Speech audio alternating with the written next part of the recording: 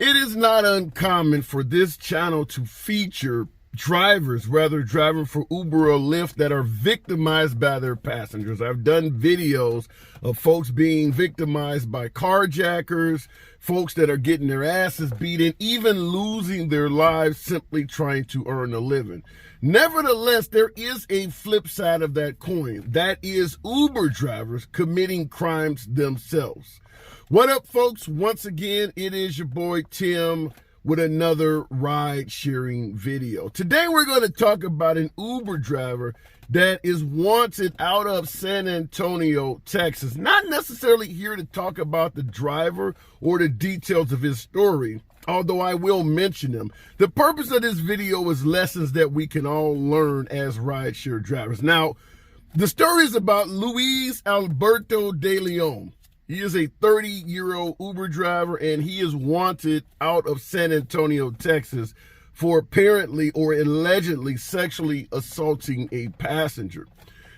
According to the law enforcement officials, they believe he might be headed to Las Vegas, and we'll give you details on that towards the end of the video. But the question I want to ask, first of all, is it possible to drive with an alternative ID? Gonna ask my veteran drivers, folks out there who might be on the come up and things like that. If Uber or Lyft suspends you or removes you from the platform, is there a way to continue driving, perhaps under another ID or something of that nature? If so, have you ever heard of someone doing that?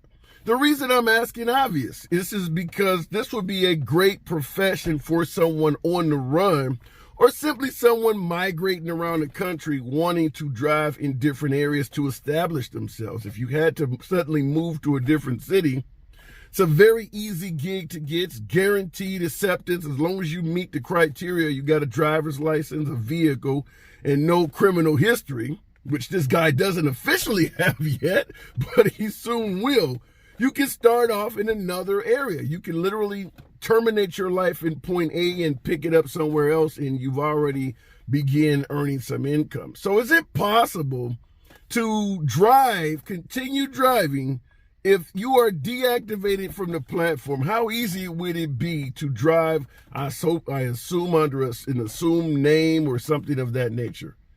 Like to hear your comments in the comment section, because many of us do get deactivated from the platform for some of the most mundane bullshit reasons. Now, I'm going to go into the second half of this, the second lesson, which is kind of along those lines, getting deactivated for false allegations and some bullshit reasons. Many of us drivers, I think just about anyone in rideshare, and it's been doing it for any length of time, has had at least one passenger report you to Uber or Lyft for some bullshit that you did not do, or that was simply made up. Maybe they're doing it for personal gain, trying to get a free ride or something of that nature. It happens to all of us if you drive long enough. So have you ever been accused of something that you didn't do, but you knew the passenger was on some bullshit? For the new drivers, the veteran drivers, drop it in the comments. I believe we all have been accused of something here or there.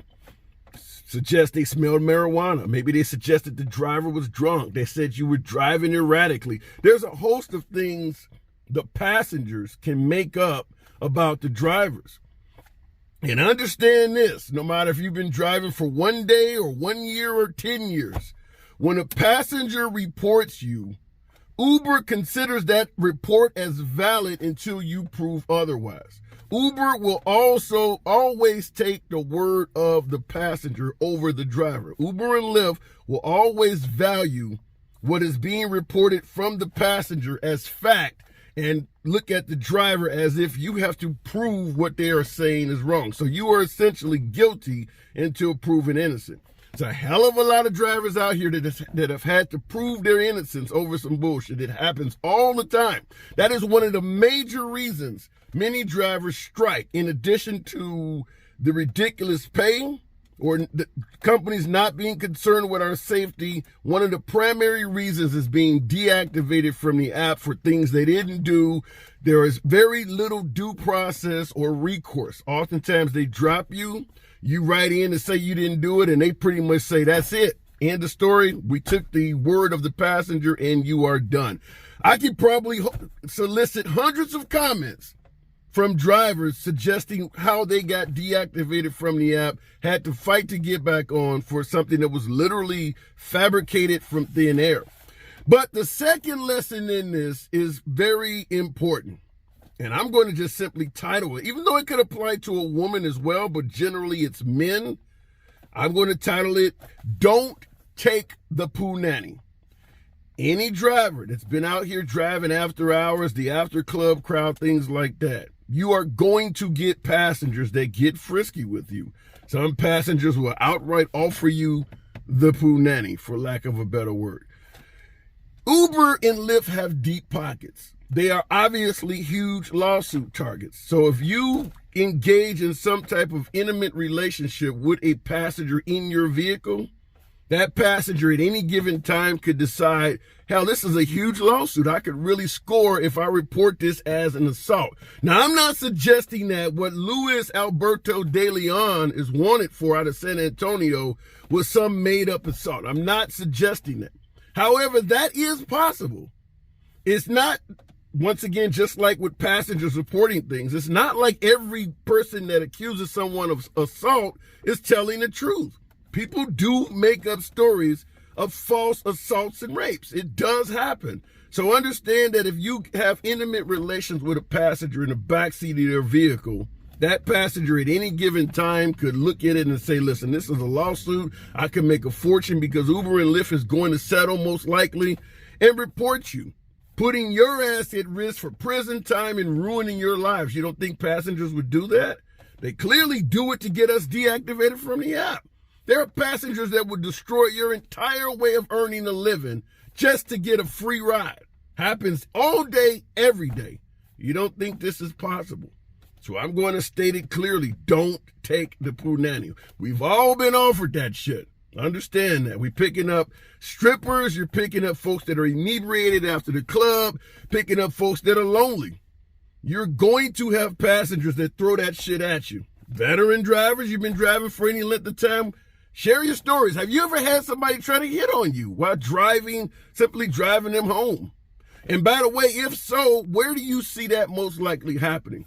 I'm going to suggest it's generally after hours, after the club crowd. That's when you get a lot of it. But maybe you have a different story. Might be driving somebody to work that suddenly got horny. Let me know in the comments. I'd love to see it. But nevertheless, just to close the story up, this Luis Alberto de Leon, he's 30 years of age, 5'10", last seen in a 2022 white Toyota Camry. Texas plates, SPP 7337. That is Sam Papa 7337. This is what gives us a bad name, folks. This is why you got the passengers often afraid of us. But it does happen. There are plenty of stories where Uber drivers have assaulted passengers. In this case right here, it's plastered all over the news, things like that in that area. It's going to give ride-sharing a bad name temporarily. But when they do it to us, when we get assaulted, it doesn't get the same attention. Hopefully they catch this guy and solve this case, whether he did it or did not. But the fact he's on the run doesn't make him look good. But hopefully this doesn't continue to stain us as drivers. As always, it's your boy Tim. Subscribe to the damn channel, and I'll see you in the next video.